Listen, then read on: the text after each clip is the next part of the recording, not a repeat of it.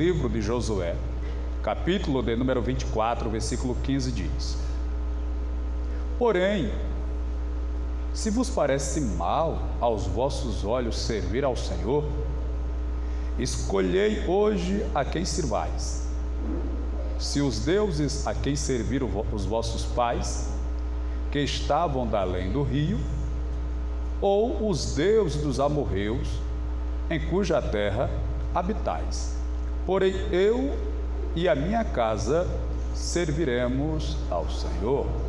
Glória a Deus. Senhor Jesus, muito obrigado por me dar a alegria de uma vez mais estar unido e reunido com os teus filhos na tua casa, na tua presença, para te enaltecer, te engrandecer, te louvar e a priori te adorar na beleza da sua santidade. Em ato sequencial, ouvir a sua voz, pois aqui estamos unidos e reunidos com este dois propósitos, meu Pai: te adorar e ouvir o Senhor falar conosco, pois se assim não é, não faz sentido, não tem sentido nós estarmos aqui. Concede-nos a tua graça e sempre fale conosco, nos alimente com a tua palavra, o pão vivo que desce do céu. É o que nós te pedimos em nome de Jesus. Amém. Deus abençoe, pode sentar.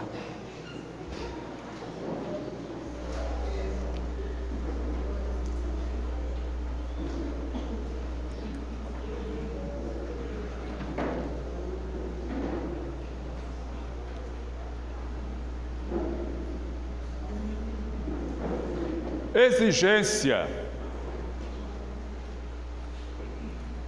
é uma palavra que pode até assustar. Exigir, ser exigente, exigência. Quando essa palavra ou este comportamento ele é dirigido para os outros, nós ficamos tranquilos. A exigência para os outros é bom, é agradável, é louvável, é justo. O difícil é quando a exigência é sobre nós, quando é cobrada sobre nós a exigência. Pois nós na verdade, eu falo me incluindo no contexto, queremos que os outros deem o seu melhor, façam o seu melhor, deem o seu máximo, deem o seu tudo. Isso é o que nós mentalizamos, pensamos e desejamos dos outros, principalmente quando aquilo é a nosso benefício. Se é para nós amarmos, nós vamos colocar medida no amor, mas se é para que alguém nos ame, nós queremos que seja o melhor amor.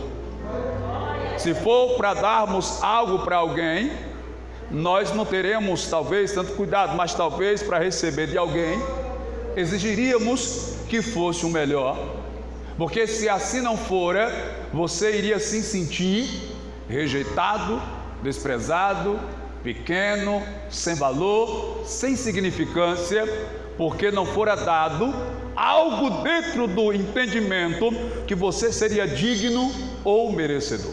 Então, normalmente, nós temos essa disposição de querermos que os outros façam o melhor, que os outros deem o seu melhor, porque nós sempre vamos ter um álibi, uma desculpa, um porquê não damos o nosso melhor. Mas o que preocupa não é quando nós exigimos ou cobramos ou queremos que o outro dê o melhor.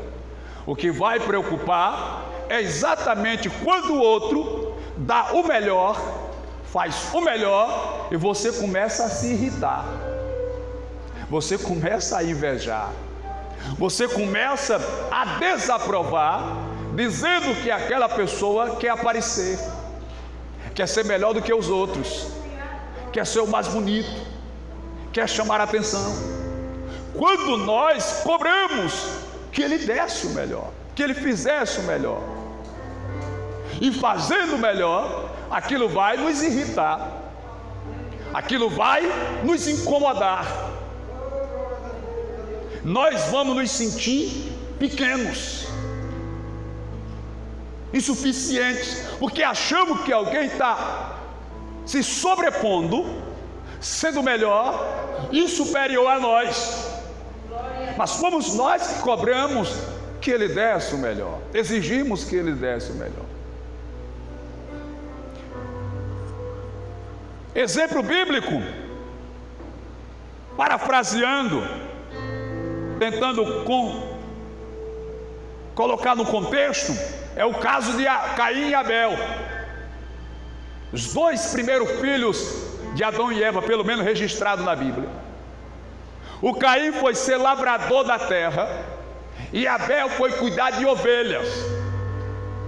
Passando-se os dias, a Bíblia diz que o Caim escolheu dos seus frutos para levar uma oferta a Deus. E ele levou uma oferta para Deus. A Bíblia diz que Abel também decidiu dar uma oferta para Deus. E decidiu levar dos seus cordeiros, das suas ovelhas. Pois é, o Caim era lavrador da terra, plantava, colhia dos frutos, era o que ele tinha para oferecer a Deus. Já o Abel cuidava de ovelhas, criava ovelhas, então levou ovelhas para oferecer a Deus. E cada um levou aquilo que tinha para oferecer a Deus. Porque outro problema é quando você quer pegar o que é do outro para oferecer a Deus. O seu você não quer dar para Deus, mas você quer que o outro dê o dele para Deus. Às vezes você não quer dar o seu tempo para Deus, mas quer que o outro dê o tempo dele para Deus. Às vezes você não quer orar, mas quer que o outro ore por você. Você não quer consagrar, mas quer que o outro consagre por você. Você não quer pagar o preço para receber a sua bênção, o seu milagre, mas quer que tenha alguém que pague o preço, que busque para você receber a sua bênção. Então Abel e Caim, nessa situação, Caim vai levar uma oferta para Deus, o Abel também leva a oferta para Deus. E o texto sagrado diz que Deus rejeitou a oferta de Caim. Mas por que Deus rejeitou a oferta de Caim? Olha, irmão, para ser sincero, ninguém tem uma explicação clara, lógica, plausível, aceitável, porque Deus não aceitou a oferta de Caim. Não existe, a Bíblia não mostra, nem ninguém, os maiores teólogos, ninguém tem uma resposta. A Bíblia só diz que Deus não se agradou da oferta de Caim, porque ele deu o que ele tinha dos frutos da terra, foi o que ele tinha, foi o que ele deu. Não sabemos se foi de boa ou de má qualidade, se foi os melhores frutos ou se foram os piores frutos que ele levou para Deus, porque talvez aí esteja o problema. Talvez aqui esteja o X da questão. Não é só dar, irmãos, para Deus, não é só ofertar para Deus, não é só orar, não é só cultuar, não é só adorar, irmãos, não é. Porque oferta por oferta, o Caim também deu oferta. Mas se você analisar, a Bíblia vai dizer que quando o Abel vai levar a sua oferta, ele pega das primícias ou dos primogênitos, que são os primeiros. Ele pega o primeiro, ou os primeiros para Deus. E é o que Jesus ensina em Mateus: busque em primeiro lugar o reino de Deus.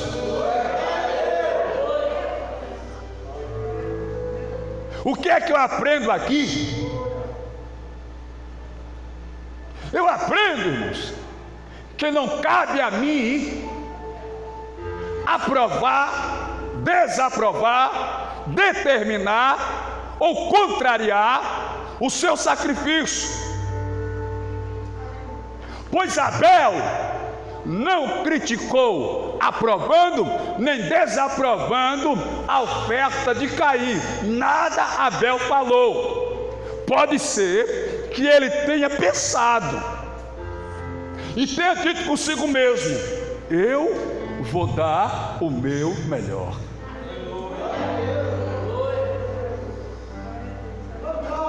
Abel não foi criticar Caim porque achou que a oferta dele era desprezível, era fraca, era ruim, era de segunda categoria. Não! O Abel simplesmente disse: eu vou dar o meu melhor para Deus.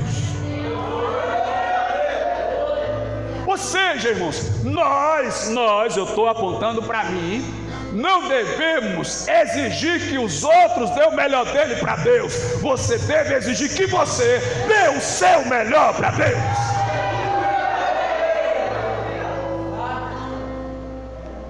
Então eu é que devo dar o meu melhor para Deus. Até porque eu não sei qual é o seu melhor e nem o seu pior. Eu não sei das suas condições, não sei das suas limitações. Então eu não posso determinar se isso que você está dando para Deus é o seu melhor ou é o seu pior, é o seu máximo ou é o seu mínimo. Eu não sei, eu não sou Deus para saber. Agora Deus sabe.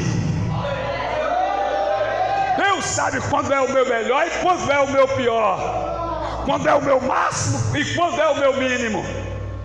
Então eu é que devo me policiar para dar e fazer o meu melhor para Deus. Claro que para isso acontecer, eu falo me incluindo e generalizando, mudar o meu entendimento das coisas, mudar a minha compreensão das coisas. Princípios sagrados não se mudam, irmãos. Já falei aqui outro dia, não se muda princípio sagrado, mas se muda opinião, se muda entendimento, se muda projeto, se muda plano, se muda estratégias. Veja, a Bíblia diz em Romanos 12:2: e não vos conformeis com este mundo, mas transformai-vos pela renovação do vosso entendimento ou da vossa mente.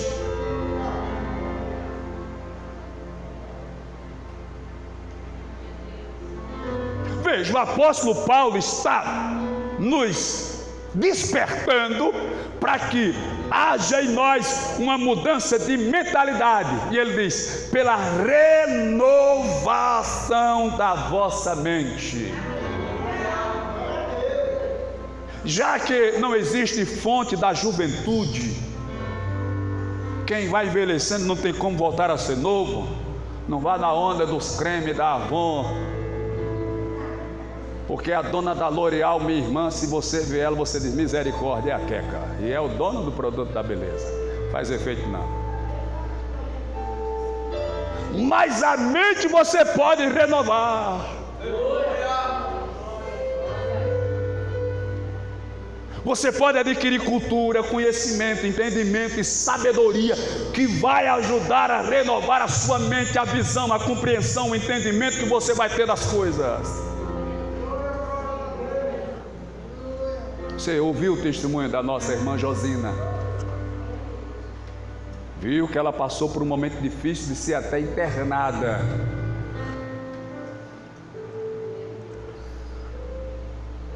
Talvez você não entenda, às vezes, o comportamento de pastor que, na maioria das vezes, morre de infarto e de AVC. Então eu tenho que ter noção,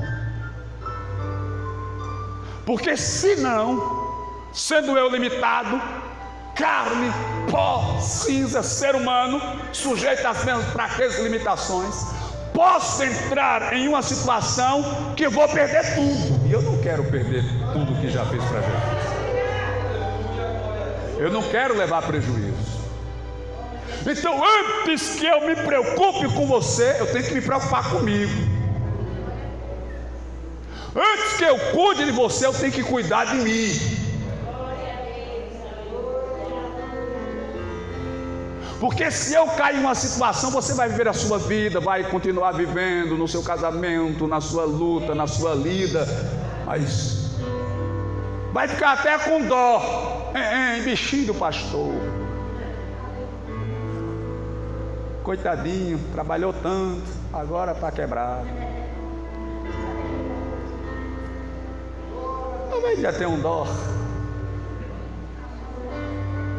Então você tem que ter essa consciência, essa noção.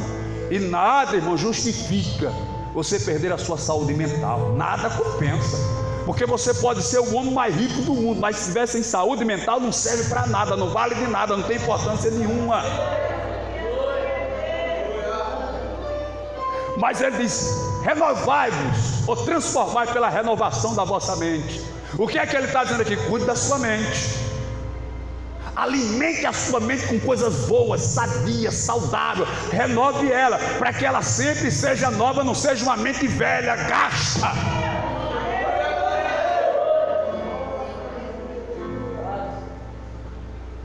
Então, quando eu falo de mudança, de transformação, é para que a gente possa melhorar, para que a gente possa ter um desenvolvimento. Mas por que é que às vezes nós não conseguimos mudar? Porque eu tenho que analisar. Eu já disse aqui algumas vezes, eu gosto de pensar na vida, de tentar entender a vida, as circunstâncias que a vida oferece. Por que é que muitas das vezes a gente tenta mudar e não consegue mudar? É simples, é porque nós queremos mudar para agradar os outros.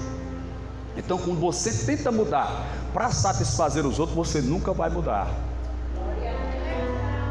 Ninguém consegue mudar se tentar mudar pensando nos outros. Alguém já disse que eu mudei. Sabe por que eu mudei? Porque eu passei a pensar em mim.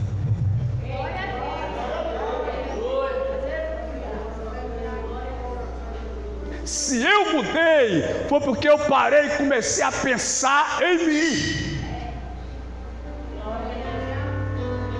Tem aqui pessoas que me conhecem há mais de 20 anos, sabem da minha luta, da minha pegada, do meu trabalho, do meu esforço que eu já passei, o que eu já enfrentei, o que eu já... Eu só não comi o pão que o diabo amassou porque Jesus não deixou, mas o pão veio amassado. Só não sei quem amassou. Glória a Deus. Entendeu? Então, quando a gente muda pensando em nós. Espera aí. Porque se você tentar mudar querendo, não, você tem que pensar primeiro em você. Primeiramente agradar a Deus, depois pensar em você. Porque se a sua mudança não vai fazer bem a você, você não vai querer mudar. Se a mudança que você está tendo não é para o seu bem, você não vai querer mudar.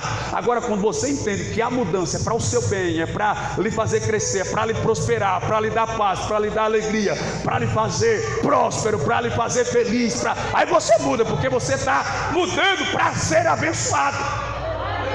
Não é para o outro simplesmente ser abençoado. Então, por isso que a gente tem essa dificuldade. A gente às vezes não muda, ou não consegue ter essa mudança, exatamente porque pensamos em mudar para satisfazer os demais. Claro que você tem que mudar para melhor. Você não vai mudar para pior, vai mudar para melhor. Ó, como eu disse, eu gosto de pensar. Às vezes eu fico pensando assim, a mente da gente não para não, porque ele falou, mente de obreiro, de pastor não para. Quando eu me acordo, já me acordo pensando o que é que eu vou pregar.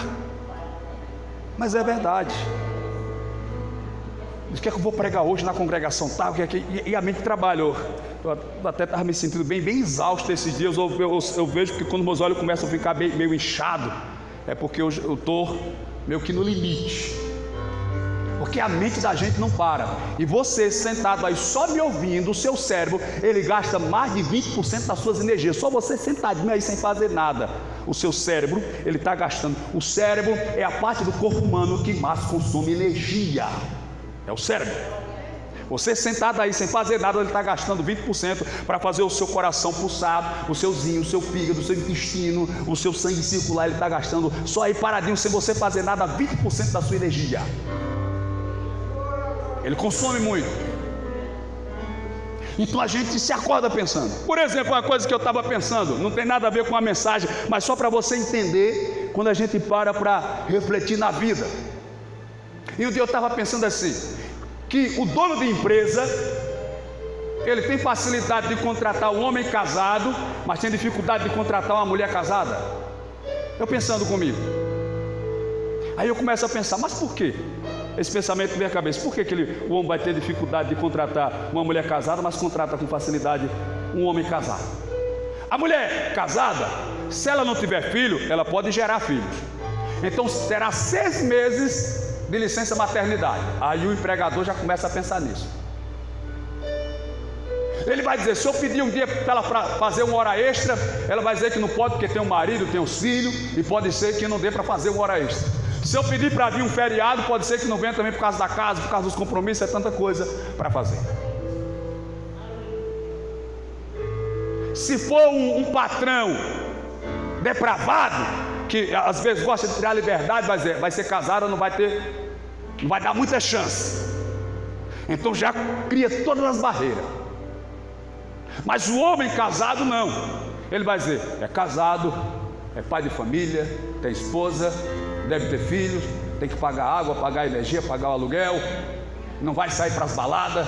Se eu pedir para fazer uma hora extra ou vir num feriado, então ele começa a fazer toda essa leitura.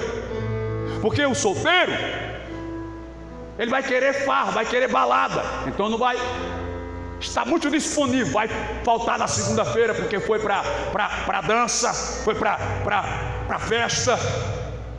Já a solteira já tem mais facilidade de conseguir o trabalho, porque é solteira, não tem marido, não tem filhos.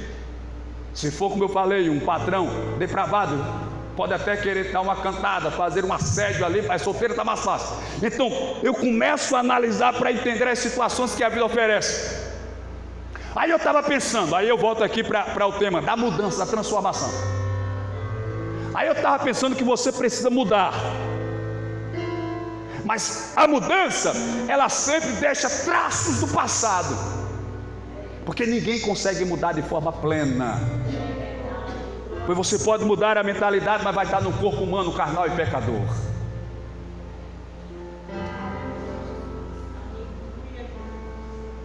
Mas você precisa mudar para melhor. Por quê, pastor? Mas será que eu preciso mudar? Essa análise ele é feito por mim e por você. Dentro desse contexto, você precisa mudar. Você precisa analisar a sua mente e o seu coração para saber se você tem um coração bom, um coração mau, perverso. Você precisa fazer essa análise. Pastor, como é que eu descubro? Me dê uma receita aí para eu descobrir se eu sou uma pessoa boa ou uma pessoa má. Eu vou dar uma receita. Eu não vou dizer que é uma receita 100% segura, mas vou dar uma receita para você. Se você tem facilidade de reconhecer pessoas ruins, é porque você é ruim.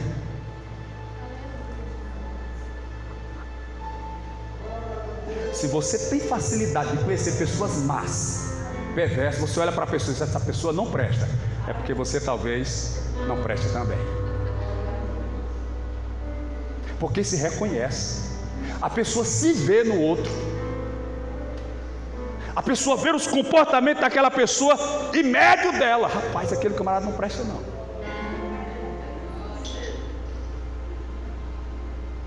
Às vezes até começa a ver coisa ruim em pessoas boas. Quem tem um coração perverso. Agora, se você tem facilidade de reconhecer pessoas boas, pode ter certeza, você é uma pessoa boa. Se você, quando olha para uma pessoa, aquela pessoa é uma pessoa boa, aquela pessoa é uma pessoa de bom coração, é porque você é uma pessoa de bom coração, uma pessoa boa, e conhece, reconhecendo no outro a bondade.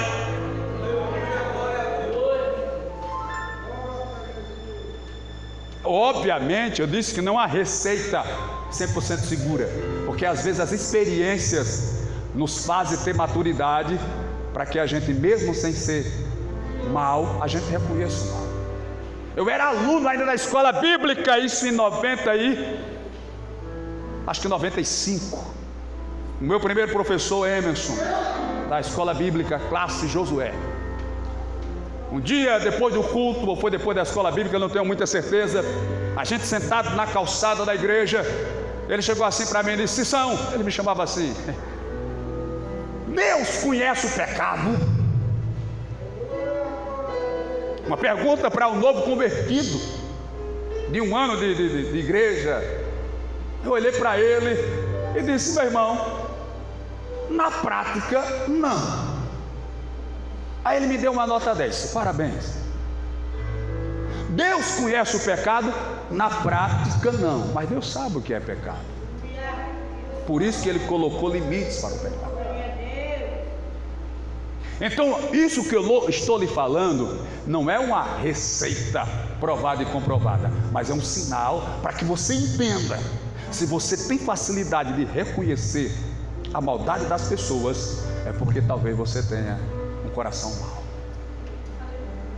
Agora, se você consegue reconhecer com facilidade a bondade das pessoas, é porque você convive em meios de pessoas boas e consegue perceber a bondade das pessoas.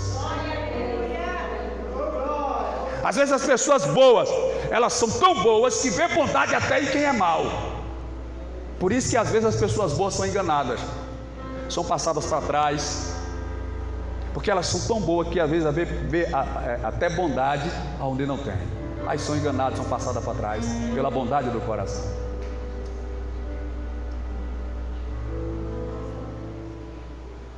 Mas eu estou falando sobre exigência. A exigência é voluntária, ela é espontânea.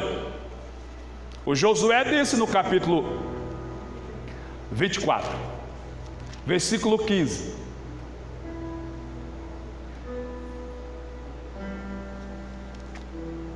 Josué, deixa eu achar aqui que eu pulei, capítulo 24, versículo 15: porém, se vos parece mal aos vossos olhos servir ao Senhor, porém, se vos parece mal servir ao Senhor, quando a pessoa é má, ela vê maldade até em servir a Deus, ela vê maldade até em ser crente, ela vê maldade até em orar. Aí ele diz: porém, se vos parece mal servir ao Senhor, glória a Deus, escolhei hoje a quem servais.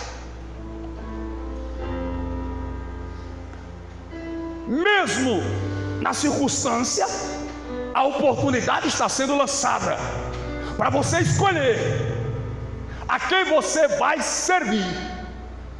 Aí ele prossegue: se os deuses a quem serviram vossos pais, que estavam da além do rio, eles tinham passado o Jordão, se vocês acham que é mais vantajoso servir os deuses que vossos pais serviram além do Jordão, vocês podem servir. Porque Deus, irmãos, está escrito, não é por força nem por violência, Deus nunca vai receber uma santidade forçada, um louvor forçado, uma adoração forçada, uma obediência forçada, porque tem medo do pastor disciplinar, porque tem medo do pastor chamar a atenção, porque tem medo do pastor repreender, porque tem medo de alguém criticar. Não, essa santidade, essa obediência, esse temor não agrada a Deus. A maior exigência de Deus para os seus servos está no Salmo 100: celebrai com júbilo ao Senhor, todos os moradores da terra, servi ao Senhor com alegria e apresentai-vos a Ele com cântico, entrai pelas portas dele com louvor e em seus átrios com hino. Aquele que serve ao Senhor com alegria, quando vem para a igreja, vem alegre, vem feliz, vem cheio de prazer, vem cheio de disposição para adorar a Jesus. Porque a maior exigência de Deus para mim e para você é que você o sirva com alegria, com prazer, que você se realize na presença de Deus. Você sabe de qual é salteado o Salmo 122: alegrei-me quando me disseram, vamos à casa do Senhor. Aí a pergunta que não quer calar: você vem para a casa do Senhor com alegria, ou vem com fardo pesado nos ombros, ou vem angustiado, não pelos problemas da vida, mas porque vem para a igreja, porque acha que é um compromisso, porque acha que é uma responsabilidade, porque acha que é um peso. Se eu pudesse eu não ia hoje, se tivesse alguém para ficar no meu lugar eu não ia hoje. Eu acho que isso não vai agradar a Deus, irmãos. Como é que Deus vai me abençoar e vai te abençoar se nós não temos prazer em estar na sua presença, em fazer a sua obra, em louvar o seu nome, em o adorar na beleza da sua santidade?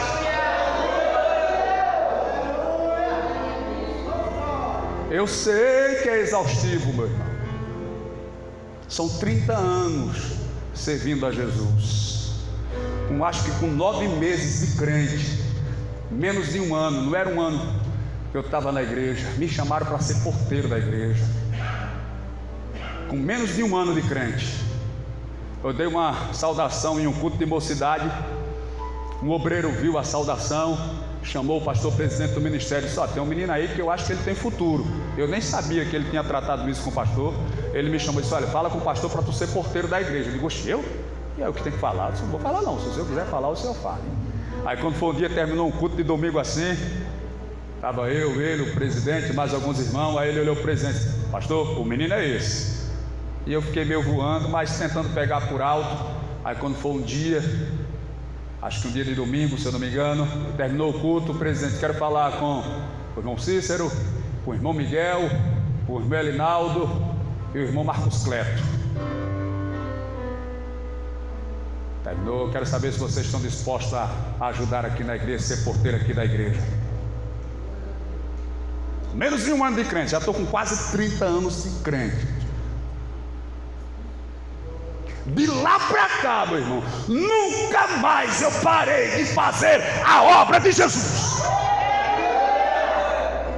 E eu sei que isso não é porque eu sou alguma coisa, não. Eu sei que isso é bondade de Deus, é graça de Deus. A única coisa que eu ofereço a Deus é o prazer de estar na presença dEle.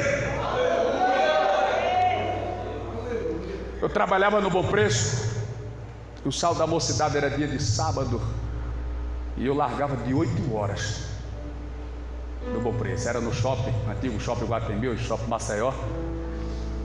Eu lembro que eu saí do trabalho, shopping na Mangabeira, a igreja ali no Jacintinho, perto do antigo Arca, alguns conhecem. Eu saí correndo pelo meio da rua. Teve uma vez que eu ia, parece que era para uma viagem com um coral, passou uma doida no carro e disse: pega o ladrão! Eu disse: vai para lá, Satanás. Eu ia correndo. Mas foi mesmo, todos assim foi mesmo. Isso foi outra vez. Aí eu só sei que nesse dia eu subi, entrei na igreja e comecei a orar. Mas eu estava tão ofegante, tão cansado. Senhor, abençoa, porque eu subi correndo uma ladeira lá da Mangabeira para chegar. Aí o Hélito, era o irmão do pastor presidente, um dos componentes da mocidade, chegou perto de mim e disse: irmão, o senhor está bem? O senhor está passando mal? O que foi que eu... Eu disse: não, é porque eu estou meio cansado. Era alegria. Hoje eu sinto cansaço físico, mas o prazer de estar na casa de Deus, fazendo a obra de Deus, vendo os irmãos abençoados, cheios do Espírito, alegres, felizes, dando glória, louvando, não tem coisa melhor para a minha vida. Glória a Jesus de Nazaré. Porém eu e a minha casa serviremos ao Senhor. Vocês estão na disposição de escolher, disse Josué. Porém, se vos parece mal, ou mal aos vossos olhos servir ao Senhor, escolhei hoje a quem se vais. Se os deuses a quem servir vossos pais, que estavam da além ou para trás do rio, ou aos deuses do amorreu, em cuja terra habitais. Olha, até onde você está habitando, tem os deuses que ficaram para trás e tem os deuses que estão aqui. Tem os deuses do passado e tem os deuses do presente, para vocês escolherem. Porém, eu e a minha casa, no caso dele aqui, a família. No nosso caso hoje, você, com o templo do Espírito Santo, que é o seu corpo. Eu, meu espírito, e a minha casa, o meu corpo, serviremos ao Senhor.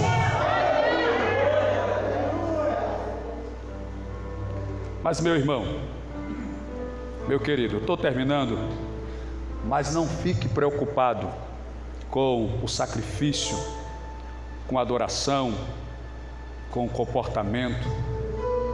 Exija de você mesmo. Exija de você. Porque pense comigo, se todos nós que aqui estamos, que fazemos parte dessa obra, dessa igreja, deste ministério, tomasse essa palavra como modelo e dissesse assim: eu vou exigir de mim mesmo. Todos, se todos fizessem assim, já imaginou o resultado qual seria? Se todos tomassem essa consciência. E é necessário que tomemos essa consciência, porque a Bíblia diz assim: cada um dará conta por si mesmo a Deus. Cada um dará conta por si mesmo a Deus. É minha alma do Pai, a alma do Filho também é. A alma que pecar, essa morrerá. Cada um dará conta por si mesmo a Deus. Então não adianta, não é necessário você estar preocupado, assustado, tenebroso. Não. Cada um vai dar conta por suas obras, pelos seus feitos, pelos seus pecados, pelos seus acertos, pelo seu rio. Cada um vai dar conta diante de Deus. Ninguém vai fugir, ninguém vai pagar por ninguém. Cada um vai pagar pelos seus acertos ou pelos seus erros. Glória a Deus. Então não se preocupe com fulano ou beltrano. Coloque a sua vida no altar, segure firme no arado, não olhe para trás e espere o Senhor se revelar para dar a sua coroa e a sua vitória. Glória a Deus. Amém. Fique de pé, por gentileza. Que Deus continue a te abençoar, a te dar vitória e te fazer prosperar. Glória a Deus. Seja exigente com você mesmo, ou com você mesmo. Aleluia. Porque às vezes a mulher exige do marido e o marido exige da mulher. O marido quer que a mulher mude, a mulher quer que o marido mude. O pai quer que o filho mude, o filho quer que o pai mude. E assim se torna uma guerra, e no final das contas, ninguém muda, ninguém tem paz, ninguém prospera, ninguém vive feliz, e é um tormento dia após dia. Glória a Deus. Fácil nunca foi, não é e não será, queridos. Mas se você quer mudar, mude pensando em você. A partir do momento que você parar para pensar em você, na sua paz espiritual, na sua comunhão com Deus, você vai conseguir. Você vai ver como é bom estar em paz. Glória a Deus. Que Deus abençoe.